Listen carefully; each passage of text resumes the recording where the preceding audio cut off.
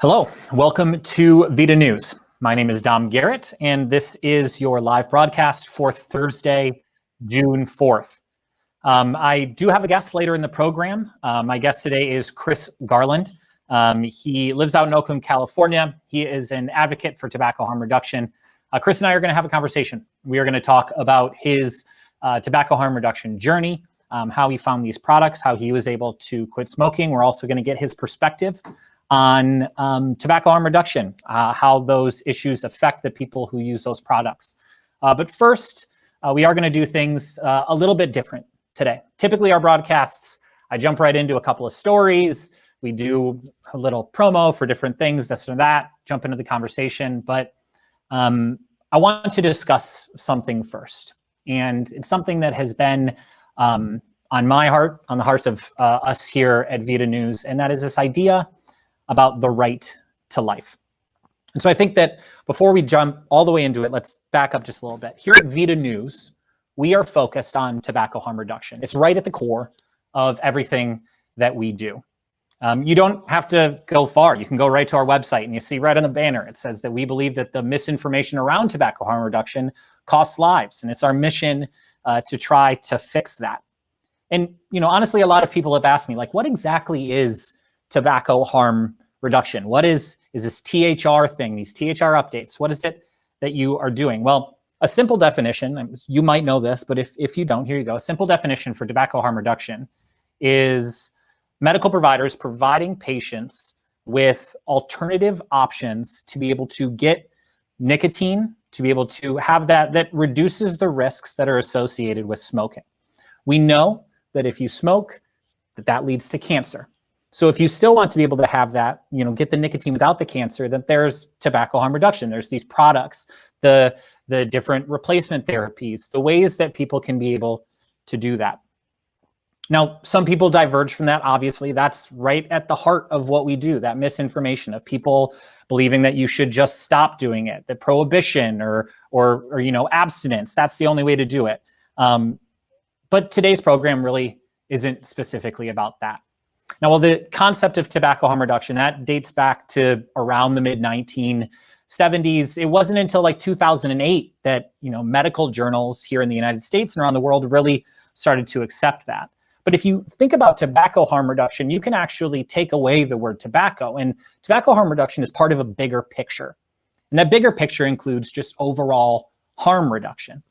And so overall harm reduction, historically, it's associated with things like drug use, or, harm reduction was a big thing that helped us curb the rise of HIV and AIDS all around the world. Basically it's public health policy that helps reduce the risks of otherwise risky behavior, both legal and illegal. An easy way to think about it is a seatbelt, right? If you're driving in a car, there are dangers, there are risks associated with driving in a car. If you crash into something, you can go through the windshield, you lose your life. But there was a harm reduction method called a seatbelt that was invented. It reduces the risk of being able to drive. Now, does it take away all the risk? No. If you hit something, if you've been in a car accident, you're going to have a big old bruise. An airbag is not a fun thing to hit your face, but this is something that reduces the harm. Now, harm reduction, obviously, it's brought up, and there's a lot of moral divergence here, right? Like, some people think that you should just stop. But science has proven that harm reduction methods, they work. Now, harm reduction is also part of a bigger picture. Harm reduction is a part of this bigger idea about health rights and the right to health. You've heard us say this on this program. You've probably heard that before. I'm going to quote the Harm Reduction International, okay? Harm Reduction International says that human rights, health rights, apply to everyone. People who use these products do not forfeit their human rights, including the right to the highest attainable standard of health, social services, work, benefit from scientific programs, freedom to not have arbitrary detention based on the things that they use, freedom from cruel and inhumane and degrading treatment. Harm reduction opposes these hurts. And that's part of the right to health. Now, when you hear the right to health. This also requires a little bit of a history lesson, so just go with me here, okay? World War II. After World War II, the United Nations got together and they saw the horrible atrocities, the life that was lost, not just on the battlefield, but as we all know, the tremendous life that was lost outside of that as well. People being persecuted for just who they are, how they were born, their religion, their race, their gender. This happened. And the United Nations said, we need to set a guideline that is not okay. And so there was 9 people that came together. There was 9 people that came together and they created something called the UDHR, or the Universal Declaration of Human Rights. Basically, it is 30 articles, each one of them affirming an individual's rights.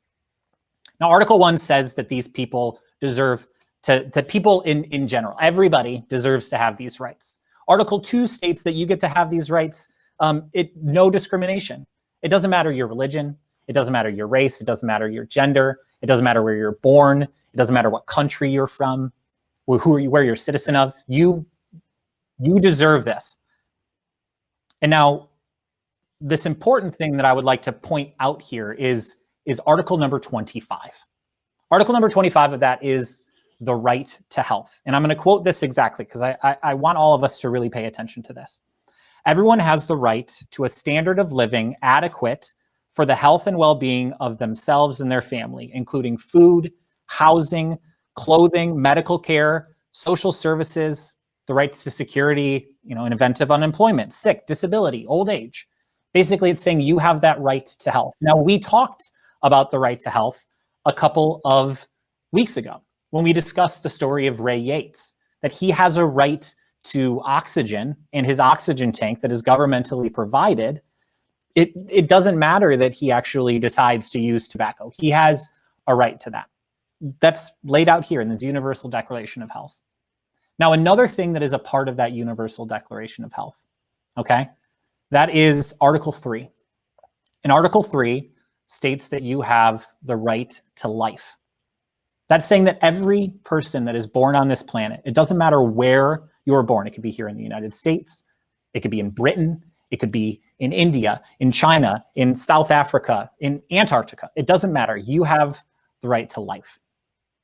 And I've been thinking about that a lot because of, honestly, what has happened in the last 10 days. You may have seen the video. We are not going to show the video here. But on Tuesday, May 27th, in Minneapolis, Minnesota, George Floyd, who is a 45-year-old father, was murdered when Derek Chauvin, a police officer of the Minnesota Police Department, pressed his knee into Floyd's neck for nearly 9 minutes.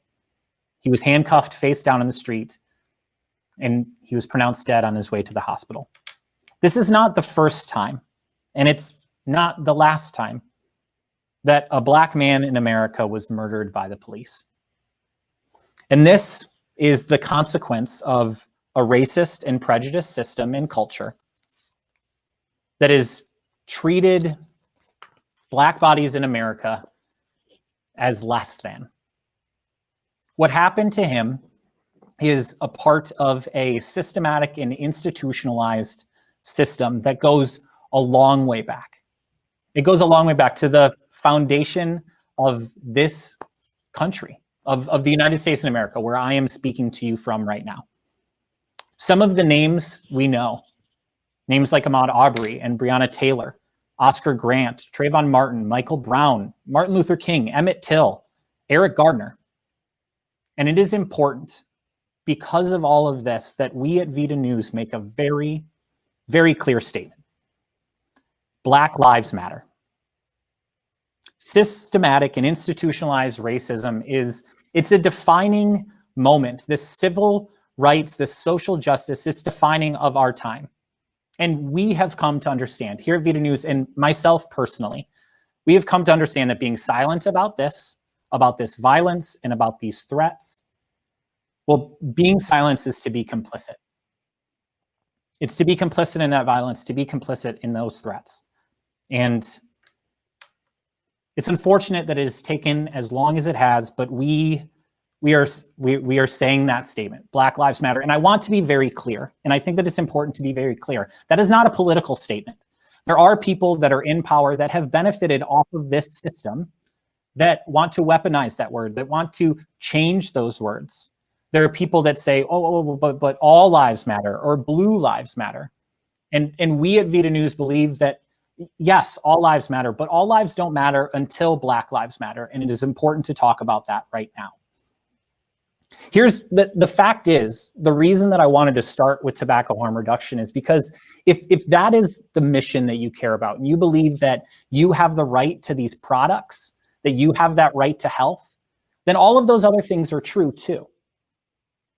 If you believe that you have that right to life, then everybody has that right to life. You do not get to just pick and choose. And so it's important to say that if you believe that you have that right to life, everyone does.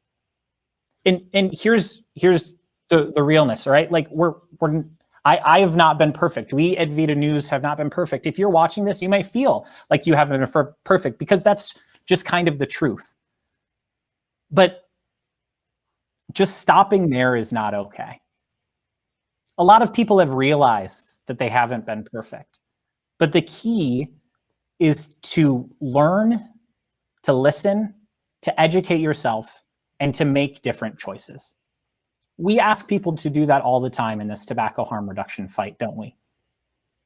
We ask them, hey, here's the information. You think that these products are unhealthy? Well, guess what? There's information showing you that they actually are proven to be much healthier than this other thing, like to orders of magnitude, like 95%.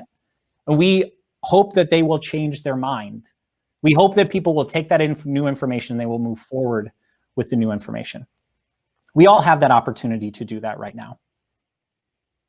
That is what I am doing. It starts with listening. It starts with hearing what people's stories are. It starts with being able to take that information, and instead of retreating into your old beliefs, to move forward, to say that you're going to do better and to do better. And I want to be very clear, this doesn't mean that you should reach out to the people that you know that might be Black and to say like, all right, what can I do? Or please explain this to me. Those resources are out there. All right, we will link some of them in the blog post where this video is going to be. So trust that like you can go and find those things. The key though is to educate yourself, to focus on educating yourself, and to stand up. We are standing up here, and I encourage you to do the same. These things are connected. We are all connected. We all deserve that right to life. And it's important that we focus on that. So we wanted to be able to say that here. We are going to do our best, and we are very much open to listening. This is the beginning of a conversation. This is the beginning of a conversation that starts here where we are broadcasting from in the United States, and it continues because these institutionalized systems, these systems of power, these abuses of people's right to life, the right to health, it happens all the time, and it especially happens as we're talking here with tobacco harm reduction. It is important for us to keep this focus right here with what I'm saying, right here. This violence that is happening, it is abhorrent, and we are going to do our best to help elevate those voices, to raise those stories, to listen and to amplify. And if you have a platform that's anything, I urge you to do the same. That being said, I would like to actually bring our guest, Chris Garland, on. As I mentioned, Chris lives on the West Coast where it is very sunny. He is coming to us from outside. I'm very excited to be able to speak with Chris. He is, like I said, a tobacco harm reduction advocate in Oakland, California. Chris, thank you so much for joining us. Hello. How are you doing, Chris? Testing, 1, 2. Little bit of a lag. Can you hear us, Chris? Hello. So, we can hear you. Yes. can you hear me? Okay. All right, my Bluetooth is not working, It's okay. Don't even worry about it. so I'm just gonna have to just wing it, I guess. Well, please tell, Chris, I would just love to start. I would love to, you are somebody that I have been fortunate enough to meet recently, but I know that you have your own tobacco harm reduction journey. I would love to hear just a little bit about that. I would love to hear your story.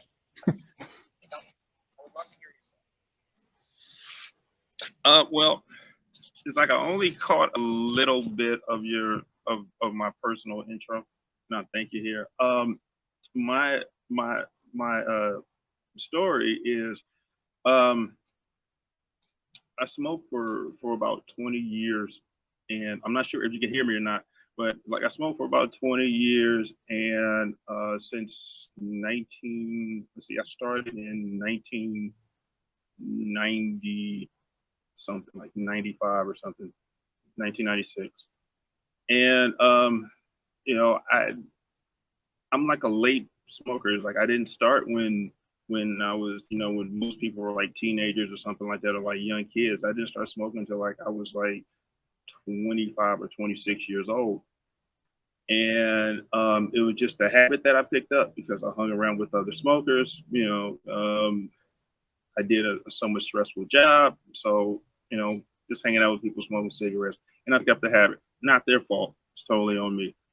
And that one or two, maybe three cigarette a day habit back then turned into a pack and a half to almost 2 packs of cigarettes a day for almost 20 years. And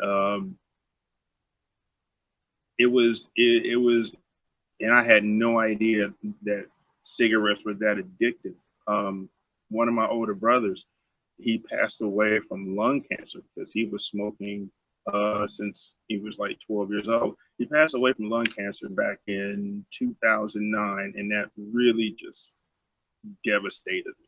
I was really devastated because this is one of my oldest brothers. I'm the youngest of 6 kids, and my second oldest brother passed away from lung cancer. And since then, I tried to quit numerous times, tried many things, the gums and the patches, hypnosis, therapy, all that, eating carrots and stuff like that. And nothing still worked until a coworker of mine, I saw him using a vape pen, and it actually looked like a vape pen from like years ago. And like he is the one who got me turned on to that. And this was in 2015, and I tried it for like a week or so, but I didn't really fully understand how it worked.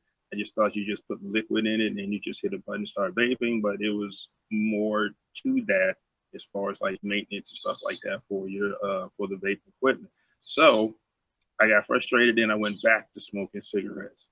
And then like one day I saw this vape pen that I had stowed away. I put in a drawer somewhere, and I was cleaning out some stuff, and I opened the drawer and there was that vape pen.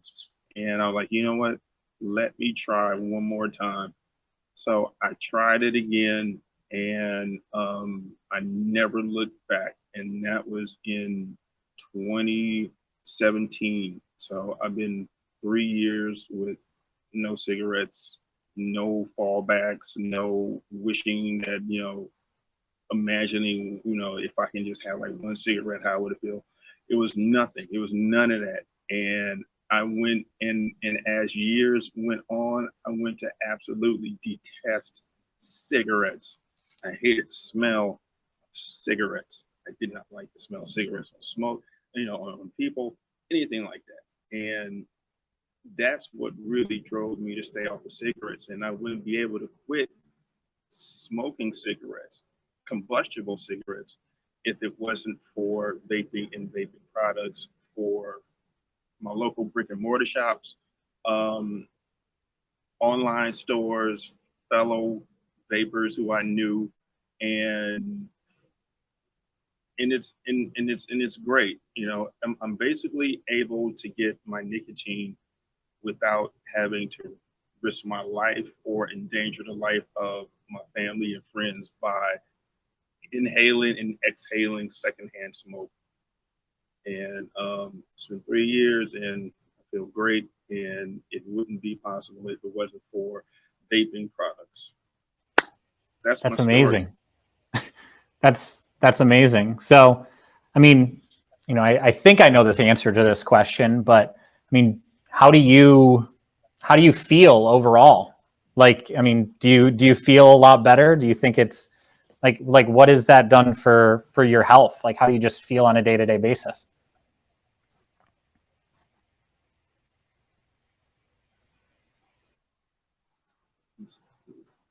Let me try this again, sir.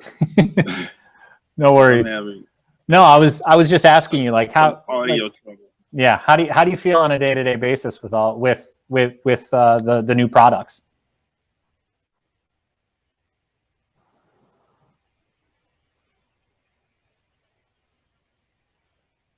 This has to work out. Well, yeah. So, can you hear me, Chris?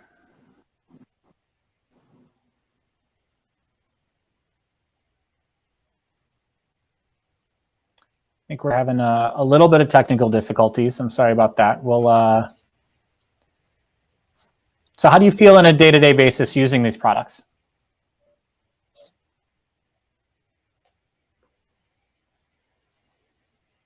I think we're having a little bit of some technical difficulties with the sound here. It's the wonderful thing about the internet. Sometimes that'll happen. I probably have to eject from this webcast because I can't hear anything. All right. Well, Chris, I really appreciate you coming on. I will make sure that we can have another time to be able to chat with you.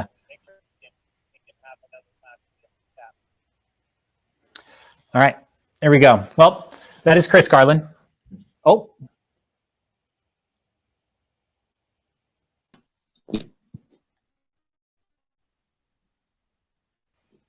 Well, that was Chris Garland. He is a tobacco harm reduction advocate out in Oakland, California.